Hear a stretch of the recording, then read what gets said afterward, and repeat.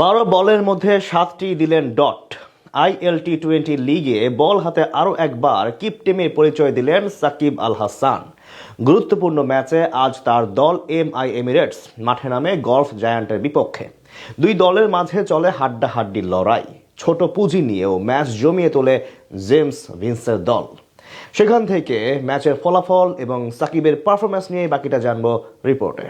গেল রাতে হয়েছিলেন ম্যাচ সেরা, ব্যাটে বলে সমান তালে করেছিলেন পারফরমেন্স। আজও বল হাতে সাকিব আল হাসান দিলেন কিপটেমির পরিচয়। আবুধাবির শেখ জায়েদ স্টেডিয়ামে এদিন টস জিতে আগে বল করার সিদ্ধান্ত নেয় তার দল MI এমিরেটস। বিপরীতে আগে ব্যাট করতে নেমে শুরুতেই বিপাকে পড়ে গলফ জায়ান্ট। আজ ইনিংসের প্রথম ওভারে আক্রমণে আসেন সাকিব। 2 বল ডট দিয়ে তৃতীয় ডেলিভারিতে রহমানুল্লাহ গোরবাজের কাছে ছক্কা হজম করেন তিনি। সেই ওভারে দেন 8 রান। পরের ওভারে রোমারিও শেফার্ডের প্রথম শিকার বনে সাজঘরে ফিরে যান মাত্র 3 রান করা জেমস ভিন্স। বেশিক্ষণ টিকতে পারেননি রহমানুল্লাহ গোরবাজ। স্বদেশি ফজল হক ফারুকের বলে সামনে বেড়ে খেলতে গিয়ে বোল্ড হয়ে ফেরত যান 10 বলে 11 রান করে।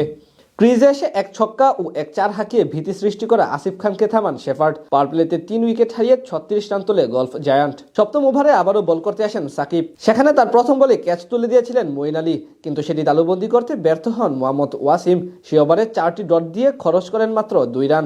আজ 2 ওভারে মোট 10 রান খরচ করেন মিস্টার 75। নবম ওভারে LBWর ফাঁদে পড়ে লরকান টাকার আউট হলে বিপদে পড়ে যায় গলফ জায়ান্ট। সেখান থেকে তাদের উদ্ধার করেন মঈন আলী এবং আজমতুল্লাহ ওমরজাই। দুই অলরাউন্ডার মিলে বেশ ধীরে সুস্থে ব্যাট চালাতে থাকেন MI এর বোলারদের বিপক্ষে।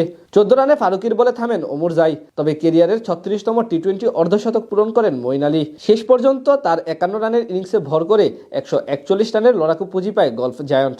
জবাব দিতে নেমে সুবিধা করতে পারেনি সাকিবদের MI এমিরেটস। ইনিংসের চতুর্থ বলে মার্ক আদায়ের গোট লেন্থে পিচ করা ডেলিভারি পেছনের পায়ে ভর করে খেলতে গিয়ে LBWর ফাঁদে পড়েন জনি বেয়ারস্ট্রো। পরের ওভারে আজমতুল্লাহ ওমরজাইয়ের বলে 0 রান করে ফেরত যান আরেক ইংলিশ ব্যাটার টম বেন্টন। শুরুতে জোড়া উইকেট হারিয়ে বেশ বড় বিপাকে পড়ে যায় MI এমিরেটস। প্রাথমিক ধাক্কা সামলে ধীরে সুস্থে ব্যাট চালাতে থাকেন মোহাম্মদ ওয়াসিম এবং নিকোলাস পুরান। পাওয়ার প্লেতে তাদের স্কোরবোর্ডে জমা পড়ে 2 উইকেট হারিয়ে মাত্র 32 রান। পুরান ধীরগতির হলেও সময়ের সাথে সাথে খোলস থেকে বেরিয়ে আসার চেষ্টা করেন মোহাম্মদ ওয়াসিম। কয়েকটি বাউন্ডারি মেরে চাপমুক্ত করেন তিনি। শেষ 10 ওভারে MI এর দরকার ছিল 84 রান। খানিক বাদে ওয়াসিমের সঙ্গে যোগ দেন নিকোলাস পুরানো। এবার দুজনই একসাথে আগ্রাসী হয়ে ওঠেন গলফ জায়ান্টের বোলারদের বিপক্ষে। দুজন মিলে দুপ্রান্ত থেকে তাণ্ডব চালাতে থাকেন তাদের উপরে। 13তম ওভারে আনেন 13 রান। সেখান থেকেই ম্যাচ থেকে ছিটকে যায় গলফ জায়ান্ট। অন্যদিকে ম্যাচ চলে যায় MI এর হাতে। এরপর একই সাথে হাফ সেঞ্চুরি তুলে নেন মোহাম্মদ ওয়াসিম এবং নিকোলাস পুরান। 17তম ওভারে পরপর 2 বলে ছক্কা ও ডাবল নিয়ে ম্যাচ জয় নিশ্চিত করেন নিকোলাস পুরান, অর্থাৎ ম্যাচ জিতে নেয় MI এমিরেটস। এই জয়ে পয়েন্ট টেবিলে সাকিবদের অবস্থান আরো বেশি শক্ত হলো।